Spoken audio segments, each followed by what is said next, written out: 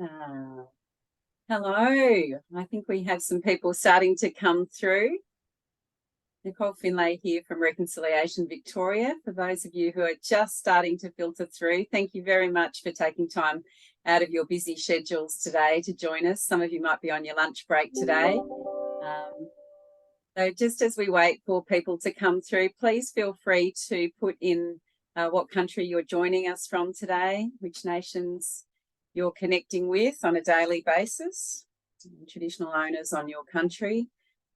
Please enter that in the chat. We have a great webinar for you today. As you can see up here, engaging multicultural communities on the voice, and we'll be talking about the Roads to Reconciliation project. So it's a real privilege for us to be covering this important topic at this time as we head towards this critical time in Australian history.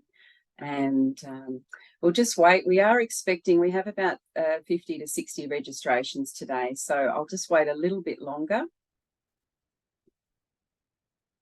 before we commence this morning. So, well, it's actually midday. So some of you may have had a chance to have your breakfast or lunch already.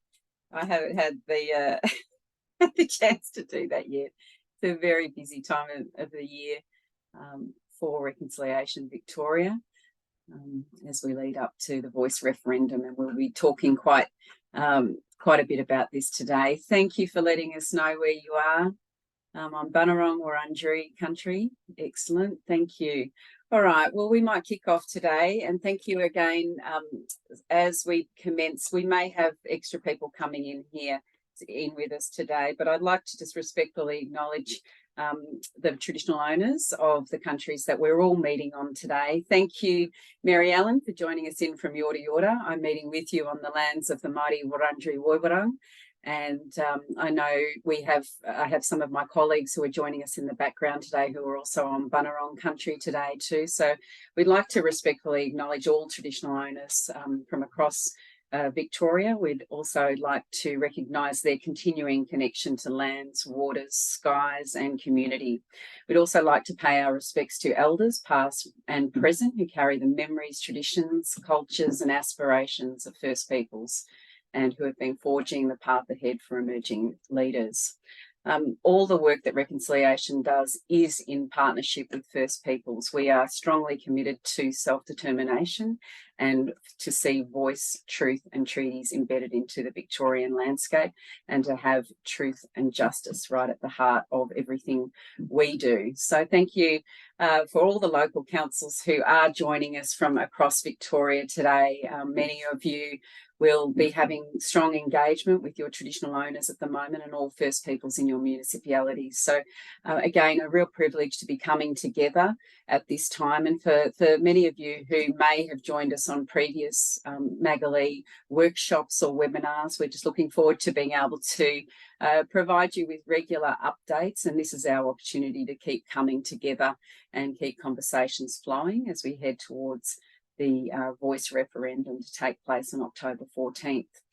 My colleagues with me today in the background are Alex Mackay. I've got Poppy Perau, who's she's on the chat today. So please put your questions into the chat today. It's a very interactive space. We don't want to be doing all the talking at you, but we love for any comments to come through. And we also have Emily Campbell-Young, who's joining us today as well. So in today's webinar, we're going to be providing some updates from what's been happening on our Maggolee website. Many of you will be familiar. Maggoolee's been around since 2012 now, and we're receiving up to 40,000 visitors to the Maggolee website per year, which is a really great interaction with local councils. It is a space where we share best practice and we share resources. We're also going to be chatting more about getting into the detail of the Voice and the referendum, as we know that, in terms of misinformation that is out there and also factual information, where to find that, but ensuring that we are, as councils, playing that critical role in ensuring that all communities and all of our respective communities are engaged in conversations and able to get to those facts so they know what they will be voting on October 14th. So part of today's conversation is to let us all know about a really great partnership which Reconciliation Victoria has. And we have that with Federation Uni's National Reconciliation Trust, Truth and Justice Centre. And part of that partnership is working together on a project called Roads to Reconciliation, which is supporting awareness and engagement, activating Multicultural Victoria in the ongoing reconciliation conversation. So we'll be joined by special guests today, Maria Dimopoulos AM, and also Shankar Kasynathan. I hope I've got it right there, Shankar. But they're joining us joining us very shortly this morning, and so we'll be talking to them and finding out more about the project. So heading across to digging in a little bit into our Maggolee updates. So many of you will know Maggolee means here in this place for Wewarang. A big part of the Maggolee platform is also to support our state self-determination policies. And one of the strongest policies that we have in this state at the moment, which was launched in 2021, is the Victorian Aboriginal and Local Government Strategy. What this means is stronger partnerships and joint decision-making between local councils, traditional owners and all First Peoples in your municipalities. So it means 5 years self-determination local action plans. It also means councils with reconciliation action plans can start to look to this strategy and start to interweave the key pillars and outcomes of this strategy into your reconciliation action plans. So we'll be talking more about the VELG strategy with you and getting quite deep into detail in our Maggolee workshops.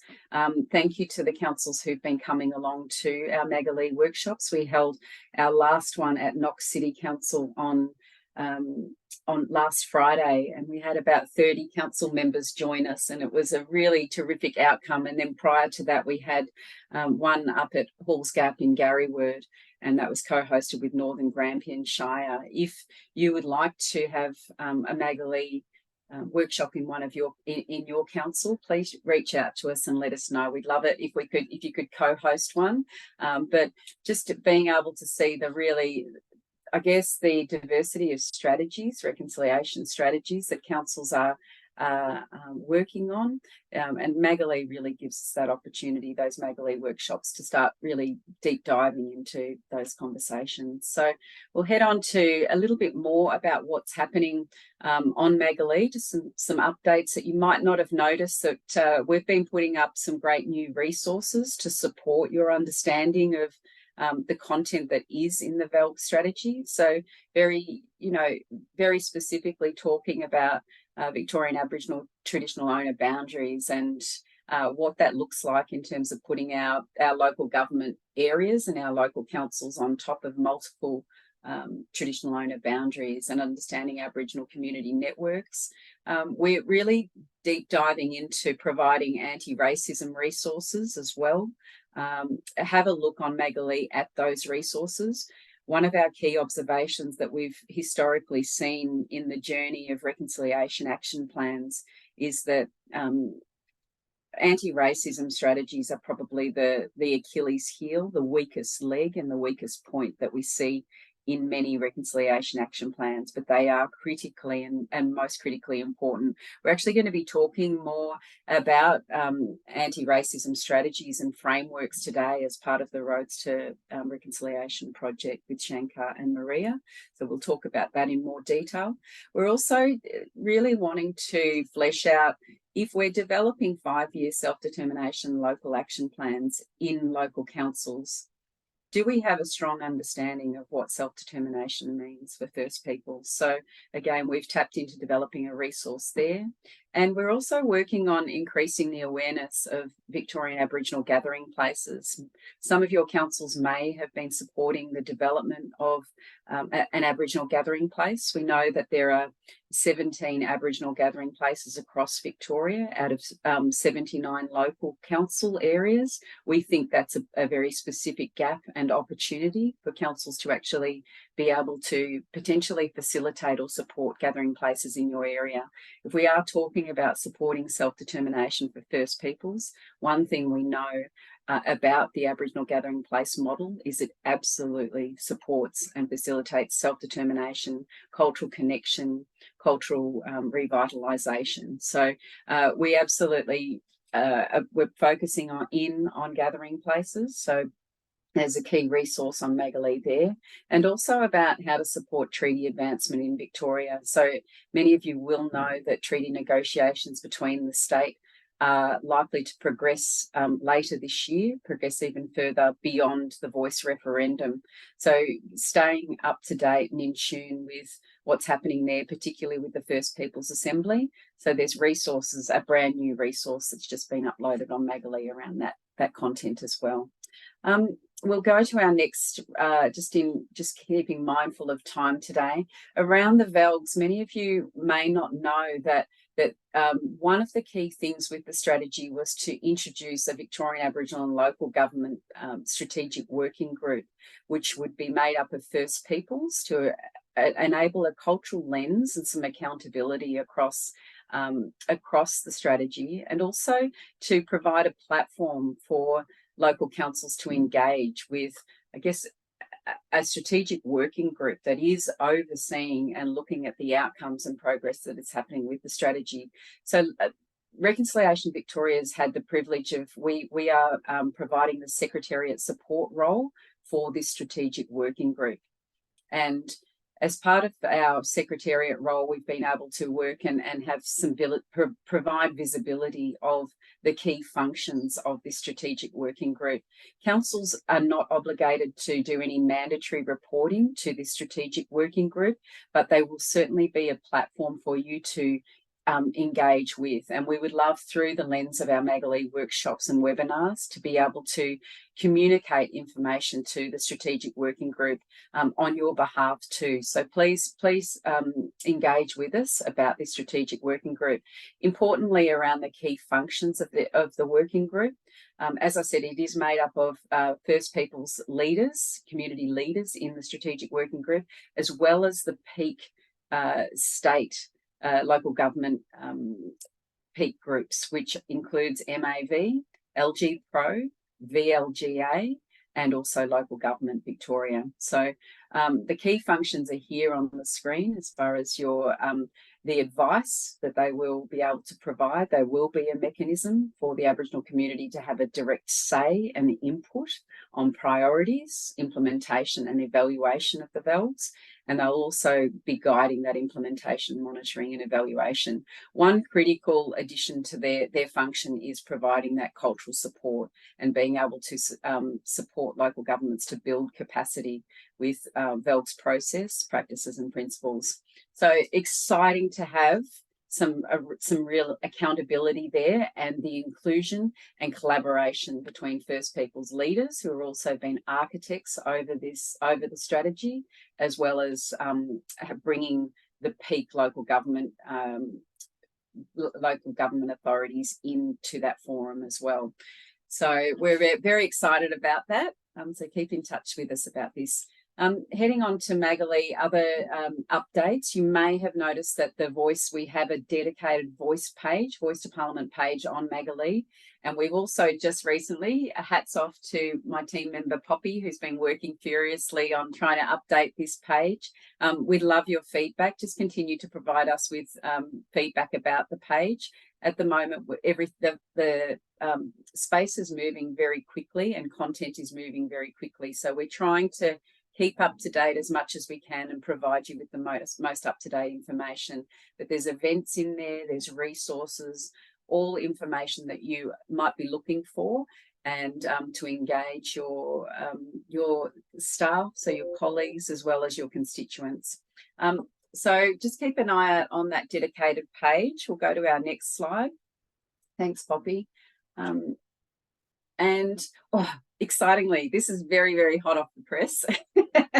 I mentioned that we've been very actively out in community promoting the voice to Parliament, and really heading out to see what's happening in our regional areas as well. And we were very fortunate to head out to Garryword, up to Halls Gap, and to hold a voice event up there. We've been very clear on our position. Reconciliation Victoria will never change its position. We are fiercely committed to, and strongly committed to, walking side by side with First Peoples towards voice, truth and treaty in this country.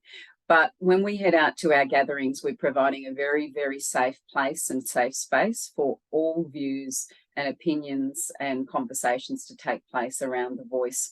This video that we're about to share with you is providing you with a bit of a snapshot of a visit and an event that we held at Halls Gap, and we wanted to share it with you today. The voice to Parliament is the way of recognising our First Nations people in the Constitution. It's not a veto, it's not a third chamber. The laws will still be developed by governments. You've got to start somewhere, and that's starting with the voice.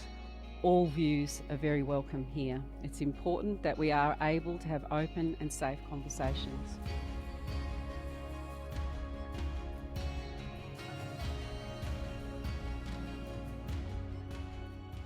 And we have a much longer version of that, which goes for about 4 minutes. So if you would like to get a hold of that video, we'll be posting that up on RecVic's website very soon, as well as the voice page. And it's about a 5-minute video, which really deep dives a bit more into the content. But that's just a sneak preview for now. And also we're putting out our e-news later this week. And so you'll get to see the full-length video in there. Another great event that's happening, and if you would like to join us regionally, there's 2 voice events that we're planning to be at and to coordinate in the next couple of weeks. One will be at Swan Hill, where we'll be joined by Senator Jana Stewart, also Professor Andrew Gunston and Auntie Vicky Clark OAM, who also sits on Reconciliation Victoria's Cultural Council. So on the 7th of October, Saturday 7th of October, we'll be at Swan Hill Regional Art Gallery. For some of you who might be in that region, please come and join us. There is certainly strength in numbers for us all to be, and safety in numbers for us all to be together in this conversation. Another event, if you're in the Gippsland area, and the Latrobe Valley area, we'll be heading to Warragul on the 4th of October and participating in the Voices for Monash event, which is an evening event. And that will be featuring Reuben Berg from First Peoples Assembly and Auntie Cheryl Drayton from Kernai Mob. So that should be a great event. So that will be the 4th of October, that event. We'll post that one up on our voice page, or Maggolee page, for you to keep an eye on. This is a really interesting snapshot for you to have a look at. So at the moment, we have up to 18 councils who have formally given their support for the Voice to Parliament. Just recently, we were in Wonthaggi on Sunday, and we also heard that Bass Coast Shire has formally given its support to the Voice to Parliament as well. So if we are seeing, I think we are close to 20, must be 19 or 20 councils now who have given their full support behind the Uluru Statement. So out of 79, there may be other regional councils who haven't let us know as yet about their formal support. If your council has formally supported, but your council isn't listed up there, please let us know, and we'll make sure we update our list on Maggolee. So we think this is a great outcome. But what we are seeing, I mean, we can clearly see here that there is a mix of regional councils in amongst the metro councils, but we can see that the greatest commitment has been made here by the Metro Melbourne Council. So this is a really interesting snapshot, but certainly great to see the regional councils coming on board as well. Heading into our conversation today, most importantly, about how do we engage all of our communities, all of our respective communities in the conversation about what the Voice to Parliament is about. And as many of us know, that key question that will be raised to all Australians on the electoral roll, the key question is a proposed law to alter the Constitution to recognise the First Peoples of Australia by establishing an Aboriginal and Torres Strait Islander voice. Do you approve this proposed alteration? That is the question that we will all be asked on October 14th. And then with that question, we will be asked to write yes or no. And we already know that that is going to be a great barrier for some, even just simply to be able to write their response in there. So today is about a conversation to find out more about this great project, which Reconciliation is very proud to be a partner of this project, called Roads to Reconciliation. And it's my great privilege today to be able to introduce you to the conveners of this project, Maria Dimopoulos and Shankar Kasynathan. And I hope I'm not getting your name incorrect there, Shankar. But I'd like to, as we introduce them, I'd like to tell you about more about Maria and Shankar, because they're bringing a wealth of knowledge and are key drivers behind the Roads to Reconciliation project. And as I have already mentioned, we're in the part of the partnership is with National Centre for Reconciliation, Truth and Justice. And Maria and Shankar are both adjunct senior research fellows with the Federation, with Federation Uni. So just some background before we get in. I can see Maria and Shankar are on my screen now. Lovely to have your company here. Maria, if I could just provide people with a little bit of background for you. So you're a recipient of the Order of Australia and an inductee to the Victorian Honour Roll of Women. You're formerly Special Advisor, Multicultural Communities for the Department of Justice and Community Safety. And you also have been a board member of the Coronial Council of Victoria, Reconciliation Victoria. We're very privileged to have had your leadership with us, the Spectrum Migrant Resource Centre, and also the National Judicial Council on Cultural Diversity. Thank you very much for joining us today, Maria. And also to Shankar. So we'll tell you a little bit about Shankar's background as well. I've got a big full page here, Shankar, a recipient of the Sir John Monash Award at City of Monash and a Deputy Chair of the Migrant Workers Centre. Shankar has worked in public health, multicultural and Indigenous affairs sectors across Victoria, Western Australia, the NT and ACT. And in one capacity or another, you have been employed by local governments and plenty of community organisations as well. So you have both given much blood to your causes, and we value you taking the time out of your very busy schedules today to tell us more about the Roads to Reconciliation project. Thank you for both joining us today. Excellent. Now, I think, yep, you're both off mute, which is great. We'll get all of our technical things right today. As I said, I just would like to encourage our councils joining us today to please pop your questions in our chat for Maria and Shankar today. If we could begin, I'll put this question to you, Maria, if we could today, just to talk about what was the seeds for this project and how did it come about?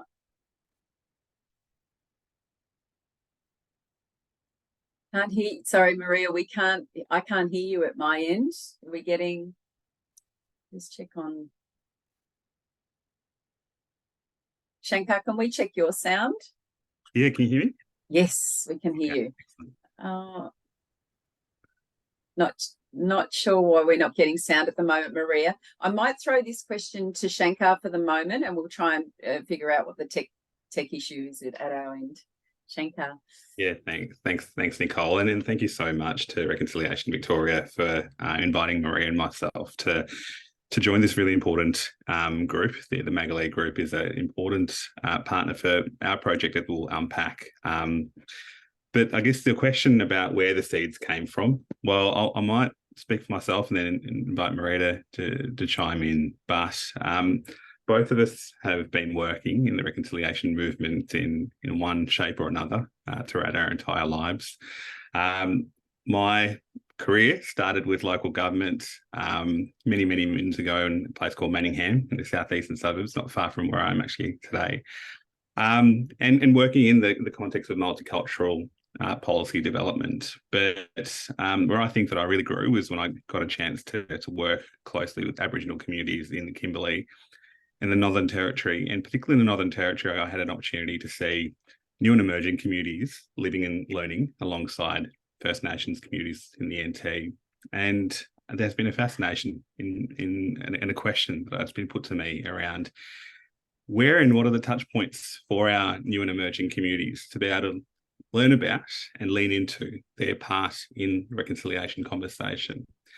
The referendum that is not so too far away creates an opportunity for us to ask that question in a really pertinent way. We are seeing, Nicole, for the first time, some of our communities leaning into the reconciliation conversation in the lead up to the referendum. And there's a lot of questions and not so much time to answer all those questions that some of these communities have. You mentioned anti-racism. I want to share with you a quote that Maria and I feel that has kind of been a very important catalyst to the kind of work and the nature of how we are approaching this, and certainly, I guess, seeded this project. And it's from Lila Watson, an Aboriginal woman from Queensland, who said, "If you've come here to help me, you're wasting your time. But if you've come because your liberation is bound up with mine, then let us work together."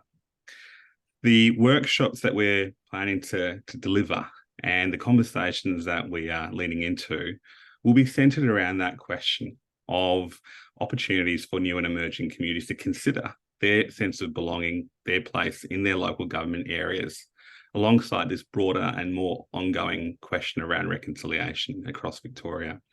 So I think I've sort of moved around a little bit, but I think that essentially what we're asking is, how do multicultural communities get their sense of belonging, sense of participation in community within the context of a broader community with its history and present and future?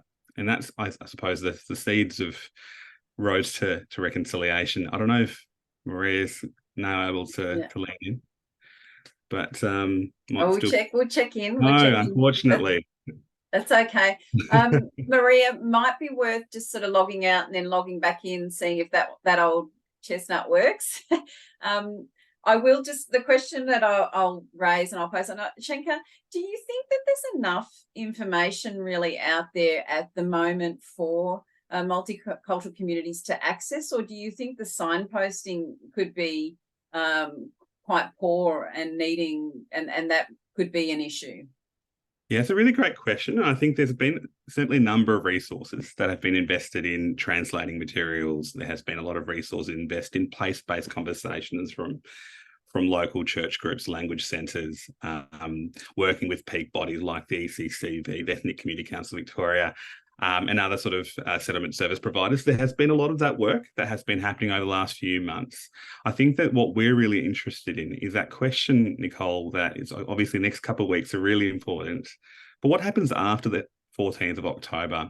For a lot of these communities, a lot of the multicultural communities, as I said, they're leaning into, sometimes for their first time in their lives, a campaign or into advocacy or calling for something here in their new homes. And so the question and the opportunity for us, with this partnership with your organisation, Reconciliation Victoria, and hopefully a number of the councils listening in, is where do we go next? Where do we go after the 14th to sustain those conversations? I think what we're hearing from communities more than anything else, and there have been some really important forums and discussions that have been taking place over a number of weeks, but what we're hearing from those communities is there needs to be more time. There needs to be more opportunities to ask, to engage, to build those relationships. So I think if your council listening in, Roads to Reconciliation, I think is, yes, certainly looking at the challenges and the barriers to those conversations for our new emerging communities, but how do we sustain those conversations? We're really glad to be able to share that the Department of Family Fairness and Housing has funded us to be able to do this work and go out and actually engage with up to 25 local government areas over the next 12 months. So certainly well beyond October 14th. And yeah, Nicole, I'd be happy to get into that detail. We will, and absolutely. I've got questions around the workshop. So I think, and you've touched on a really the important point, and I guess it is the point that many of us are very nervous and quite anxious about, is about, you know, what does our social harmony feel like beyond October 5th, you know, October 14th in our respective communities and council areas.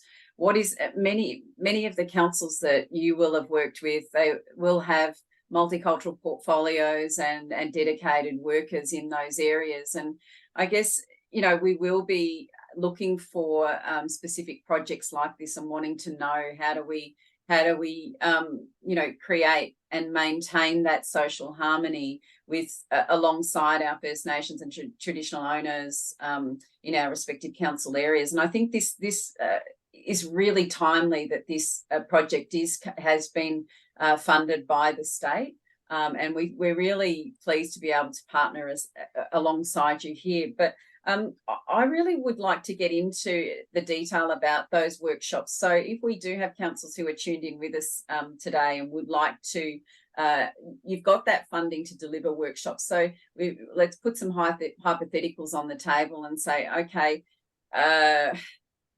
there's a question that I do want to feather out more about this pre-referendum material as well, and I'd like us to come back to that. But if we are looking post-referendum and you have these workshops that you're going to deliver, what will be the process, and what do the workshops entail? What will be the process to engage you to get a workshop in their local councils? Brilliant. Yeah. I noticed that our friend Maria is back online, and I don't know if Maria's been... Are you able to hear me now? Yay! Yes. Handball over to you, Maria. Welcome back into the workshop. That old chestnut. Shankar, I hope that I'm not repeating anything, Nicole, that's already been said. Just chatting. Yeah, go for it. Shankar, I'm not sure if you mentioned these wonderful advocacy workshops that we are going to be running with local councils. That's what we'd love to hear about, the detail for that, Maria. For those. Absolutely. And I think one of the sort of reasons we were so excited to be on today is because we recognise, and certainly the feedback from multicultural communities, is that local councils very much operate at that grassroots level and are such a critical part of that engagement with multicultural communities.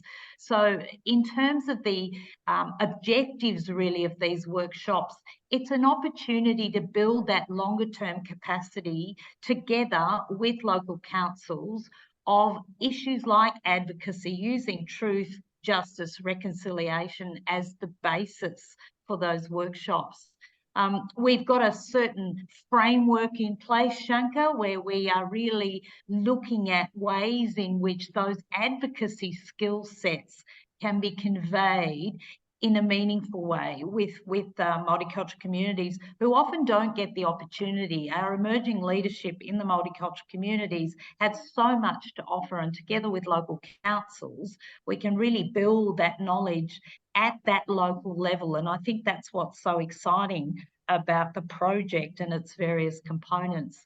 As I said, I hope I haven't duplicated anything, Shankar. No, not at all. I will dig back more into some of the specific components of the workshop shortly, but just through your observations, you both spend a lot of time out in community and interacting with you know, a broad range of organisations. I'd like to get a better sense of what you feel like some of the gaps are right now, and some of the maybe concerns leading up to the referendum in terms of supports and resources for multicultural communities. I think they range in terms of the types of issues that are emerging or the kinds of conversations that we're having. It is worth saying, though, and this is particularly heartening, that because of the kind of investment that's been made in building that knowledge base around people's civic literacy, which we know was a significant barrier. What is the Constitution? How do I participate in the civic life of this country? That we have, and a project like this one, I think, has contributed in a major way to building some of those foundational knowledge base around that idea of the frameworks that govern the political processes, the legal processes in this country, because undoubtedly people are wanting to participate but not really sure how best to do it. So we certainly have taken that longer term approach to saying, well, the referendum gives us a perfect opportunity to use the range of issues that emerge, to look at the historical ways in which First Nations people have advocated around their rights in this country as an opportunity to build that alliance, to build that affinity, to really try and get insight into the historical basis, the truth-telling part, if you like, of the process. I think that multicultural communities are becoming increasingly aware of the fact that they can indeed participate, that they have a role to play in the process around the referendum, but that it doesn't stop there, that there is a real opportunity to build intergenerational knowledge around what our direct relationship as racialised settlers to this country might look like, certainly as part of the referendum, but beyond as well. And I think I was looking at the recent polls, Nicole, that suggested that multicultural communities at the moment are more likely than not to vote yes. Yeah, and I know if we're looking at those polls, I was thinking about, you know, some of the, if there are any sort of vocal, you know, multicultural leaders who are, I guess, you know, taking the no position. And from what position are they taking that? Like, what is the rationale or reason behind their no? I mean, not to sort of hone in on that, but I think it is important for us to know some of their reasons. Are we able to? And I'm sure Shankar will elaborate a bit further, but again, through our fellowship program, I don't know if we've had an opportunity to give you a little bit more detail around that, but we're getting some marvellous community intel from these carefully selected individuals who represent a diverse range of communities, very much an intersectional approach that we're taking here. But the feedback that they're giving us is that there is this conversation about taking a progressive response. So if it was going to be a no, it would be a cautious one based on, is it appropriate for us as people who've settled much later in the piece? What is our role in this conversation? How might I engage in conversation with First Nations peoples in a way that's respectful, in a way that recognises my role as a settler to this country, in a way that recognises the ongoing impact of dispossession? So I think there is more of that caution and apprehension, because often those opportunities don't present as readily, perhaps, as they might in mainstream events. And that's what we're really trying to build on through our fellowship program, and certainly through the engagement with local councils who, as you already pointed out at the very outset of this session, are doing so much around these issues. Yeah. Shankar, I don't know if you wanted to add to any of that. I think there's just two things that keep coming up. One, through the fellowship intel, as you said, but also communities that we've talked to, Nicole. And the two things that keep coming up, and the two challenges I think that we're trying to address with this project are, one, that multicultural communities seldom have actually met First Nations people at all since they arrived in this country, had the chance to actually nurture a relationship, a conversation. So what they're being presented with then is what the media is presenting to them. And that is a divided First Nations community. There are some Aboriginal people who are saying no, and that there's some Aboriginal people who are saying yes. So there's a really confusing challenge that they have of which Aboriginal people do we listen to? That's the first problem. Another common problem is that there's a sense of why should we be leaning into reconciliation? And where does that come from? Not actually knowing the history or what has actually happened in this country, not actually knowing the ongoing challenges of dispossession and injustice in this country. And so there is an actual education that you and I, and many of us here in this room, would take for granted, that communities just don't have about what is the story of our First Nations people in this place. So Yeah. I think what we're trying to do with the project is actually address both of those. One, create opportunities, and many across the life of the project, where communities at a local government level can have more touch points with the First Nations leaders.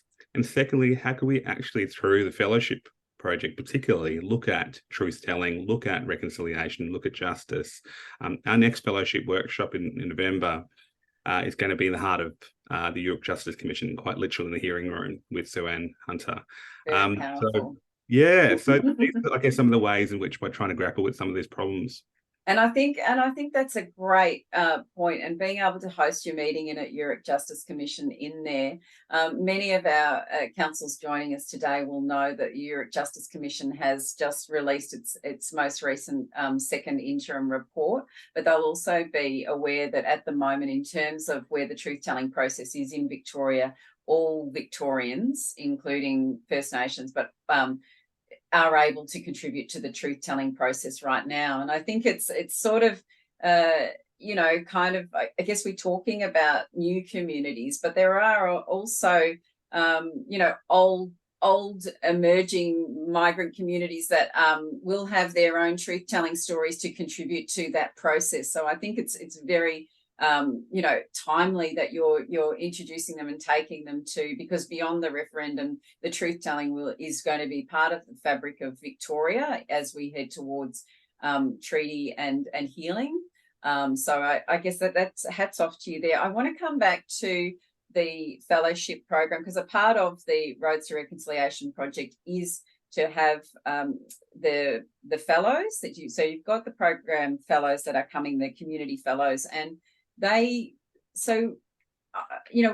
had the privilege of being able to meet some of the fellows recently in Reconciliation Victoria, and they're coming from all backgrounds and being able to, I guess, then talk to their respective communities. What I really valued about meeting the fellows was just to see their passion and the solutions that they're trying to find, and all the different backgrounds that they're and communities they're supporting. I also really valued being able to hear one thing I think that people aren't really acknowledging is that when we look at reconciliation action plans being developed across 560 organisations across Victoria, including local councils, it was great for you to be able to bring along, one of the rap champions from Western Bulldogs, from Ernst & Young, who are representing multicultural communities themselves, both within their workforce and more broadly out in their own in community life. Thank you very much for that opportunity to shine a light on that. I'd like to know more about the role of the fellows and potentially how they will participate in those workshops and how you deliver those across the state. Great. Anyone? I feel like the silence is I should direct them, but I just put your hand up. No, you can both answer it. I'll make a start, and Maria might fill in some gaps, but look, I'll almost call that Dorothy Dixie, because that's one of the reasons why we're desperately here to talk to your members of this Maggolee Forum. Nicole, local governments are pretty much at the heart of this project for us.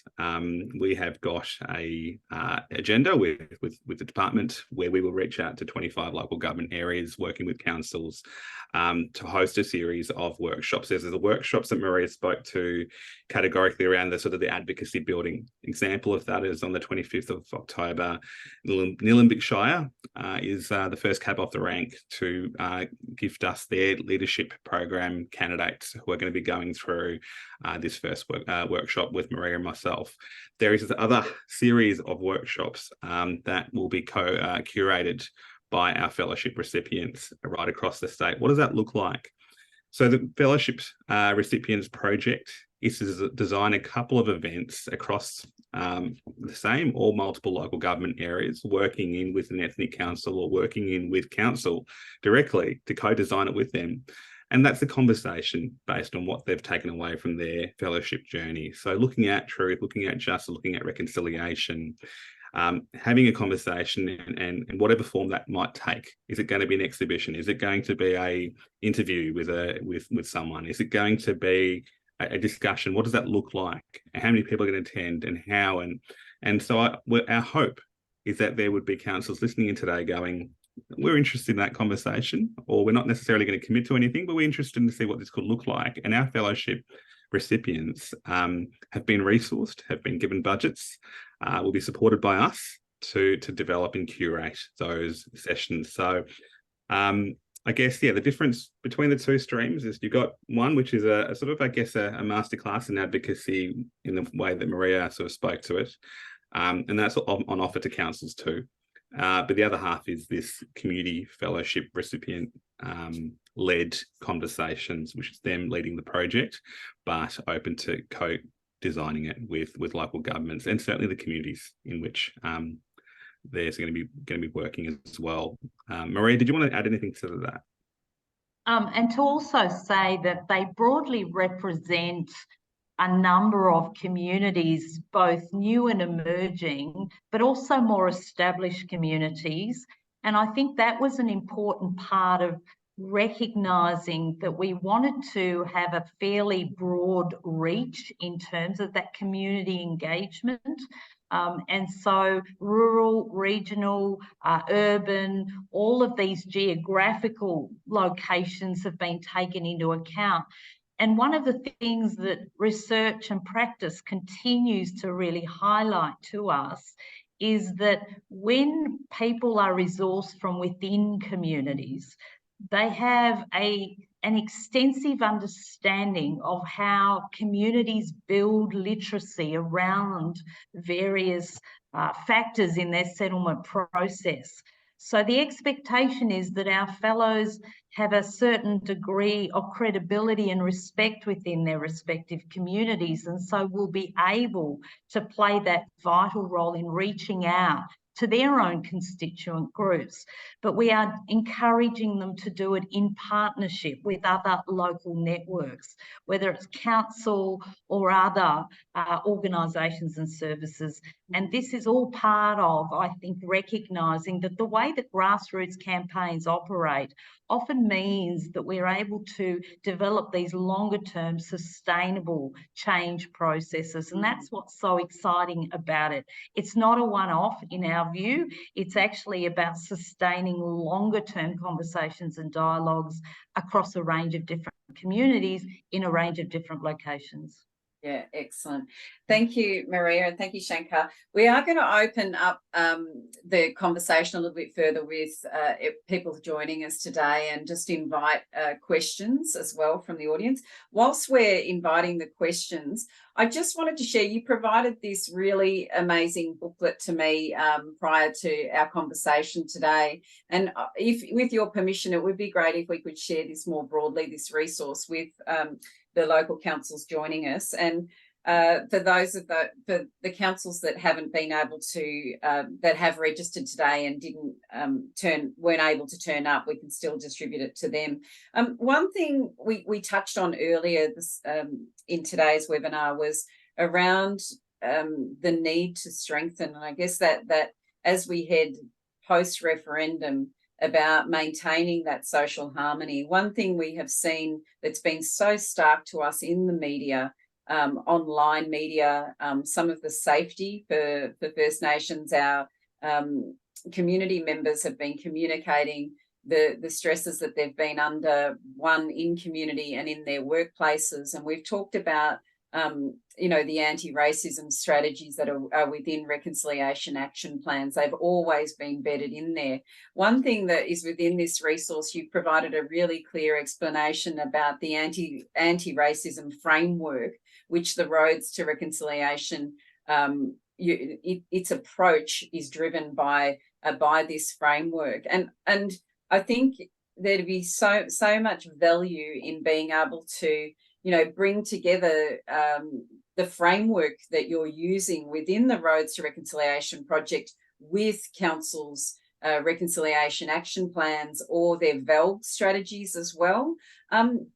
Is that a broader conversation that you can see within the project framework to be able to impart and share with local councils as well more broadly? Go for it, Shanks. Well, I think the answer is always going to be yes. I think that, this is a pilot for us. And Maria will know, I've had loads of other ideas that I pitched to state government and this much got funded. But I think that the advantage that we'd like to think that we would bring to this project, Maria and I have worked extensively with councils and across some of the challenges that councils have in this space and opportunities. And I guess our good news is that we have a fully funded and resourced project to bring to you, which means fully funded and resourced conversations. And so we certainly, even the context of some of the workshops coming up in this year, have involved several conversations back and forth with council officers in the lead up to a certain workshop. So we haven't got a all size fits all project here. We've got an idea of what we would like to offer you, but that will be an ongoing conversation. And I don't think it's a coincidence that Maria and I both have a background in anti-racism frameworks and consulting either, also in the context of local government too. Yeah. I mean, I can certainly see how that conversation is going to be able to be facilitated in a very safe way with your leadership as the project develops. I'm just we've got about 10 minutes to go in our conversation, and I just would like to invite the participants who are joining with us, the councils who are joining today, just an opportunity to put any questions forward. If you would like to host a workshop, please put that in the chat today, and we'll provide you with Shankar and Maria's details in regards to the Roads to Reconciliation project. But I think, if I look at the guiding principles of the project as well, I think there's a lot in there that we can kind of begin to think about, and more broadly, as you say, Shankar, about where we go beyond the referendum. So if we could we sort of touch a little bit on, to me, the guiding principles here are for the project are very if I was to look at the self-determination principles within the VELG strategy that councils are working with, to me, they're very similar to what the guiding principles of the Roads to Reconciliation project. Can you talk a little bit more about them and how you propose to kind of promote those alongside self-determination for First Peoples? Great question. I'm glad that Maria's still in the room. I know she has to go soon, but Maria. I am going to have to go soon. But Shankar, it is a great question, because I think fundamentally that if I could just lean into the discussion, the human rights framework is the perfect starting point from our perspective. It offers that opportunity to explore principles and approaches like self-determination, because I think one of the futile attempts to divide multicultural communities was in the very early stages of the campaign, when there was an attempt to suggest that, well, multicultural communities should be recognised in the Constitution as well. By being able to use these principles, we were able to talk about the unique place of First Nations people in the history of this country. We were able to talk about principles like self-determination and how significant those principles are. So I think that the fact that we've got that philosophical base means that we're able to really structure the way in which people understand these relationships between themselves, as we say, as settlers to this country, and the importance and centrality of First Nations people. Shankar, and I am sadly going to have to leave you. I've got another workshop that I have to facilitate, but can I just say on my behalf, thank you to Reconciliation Victoria. This has just been a marvellous opportunity. I can't wait for other councils to put their hand up and express an interest in hosting one of these workshops. Our experience over many years certainly shows that when we can partner up with local councils, the effectiveness of programs like these is amplified tenfold. So thank you. Thank you. Thank you, Maria. And we got a great feedback from Brimbank, who has said, yes, please, they'd like to do one today. So not today, but they'll obviously schedule that in with you. So we'll connect all the dots up there. Thank you, Maria, for your time. Thank you. I might hold on to Shankar just a little bit longer if you can stay with us, but appreciate your time, Maria, as always. Bye-bye. Bye all. Shankar, I'll just have, if we could get from you, just sort of in imparting, you know, we much of us would like to have a very optimistic lens towards the referendum as we go forward. And I guess if you were to impart right now some advice to those local government workers who are right now, you know, wanting to just promote the voice and all its facts, what would be a strong message that you would like to convey to councils now in terms of working and supporting multicultural communities in their regions or locations? What would be a message you'd like to convey to them today to support this journey for the next up to October 14th? No pressure at all. I think, No. and look, actually, that is actually probably the key thing, is that there is an enormous amount of attention and resources going into engaging with communities that are otherwise spending much of their lives resettling, finding work, getting to school, understanding school systems, health systems, education, employment systems. And so, as Maria said, I think a big part of what the referendum has created is that opportunity of civic engagement and literacy. So I think in an important sense is taking that pressure off them and saying, hey, this is an ongoing conversation. This is an opportunity to engage with the conversation.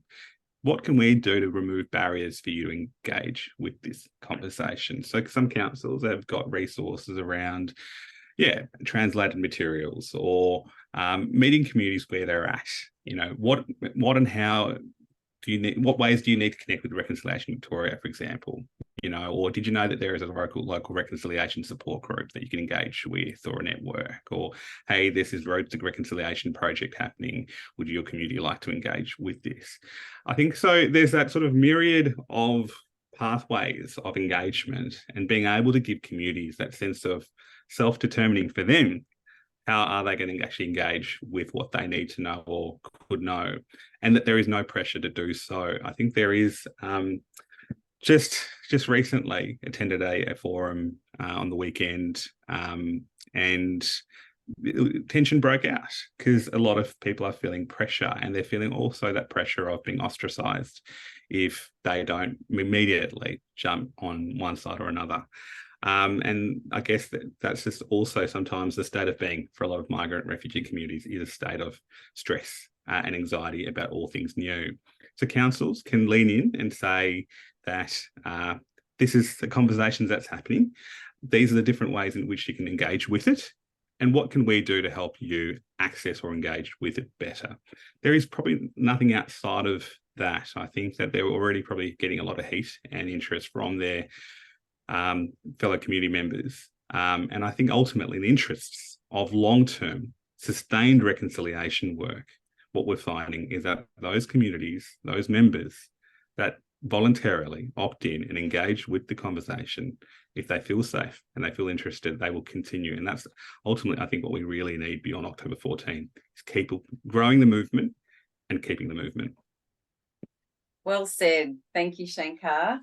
So thank you, Shankar. What we will do, and with your permission, is to share the booklet today. In the booklet, the profiles of the community fellows are actually listed in there. And I think that's a really important thing, that the community fellows that are part of the Roads to Reconciliation project are listed in there, because I think when local councils dig into their community demographic, profile information, they're able to quite clearly see, who the, larger demographic is of as far as they may have a larger proportion of a particular multicultural community that is part of their council area. And so if a council says, well, we're in, Brimbank and we've got a large community of, through those community fellows, being able to bring a specific community fellow to that community, is that the sort of hope that what you're trying to do is kind of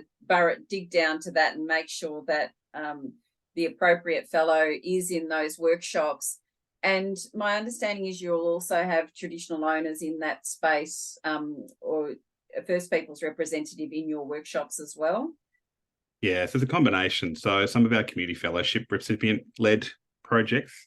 We'll certainly have that First Nation and community engagement. Some of our advocacy workshops where Maria and I will drive out and do the workshop. We'll have a combination of both hearing from someone either on video or having someone there in person to help start the conversation or the workshop with us. I think it really comes down to where the workshop happens and what we can actually create and do that. And that's conversation with council too. I know that we drove out an hour and a half to Nillumbik the other day. So we will go far and wide to get to you. Just let us know that you're interested and we will find a way to find that pathway, that road to you, and then work out what that conversation is going to look like and who's going to be a part of it. But generally, what I guess the safe thing to say to councils listening in who have limited budgets for this is that we have been resourced for this. And so let's talk about how we can share that resource with you. Indeed. Well, it'll all be about sharing information, and it always is. Thank you so much for everybody who stuck with us today, and we really appreciate everyone's time. Now I'm going to let everybody get out to the sunshine. If you've got a little bit of that out your way today, we hope so. Thank you so much, Shankar, and to Maria today from the Roads to Reconciliation Project. We're going to look forward to staying in partnership and keeping everybody up to date via Maggolee on how the roads unfold for you, and we're really looking forward to staying together beyond the referendum, because reconciliation is everyone's business and it is going to be an ongoing conversation. So thanks everyone for your time. Thanks, Shankar. See you all next time. Thanks.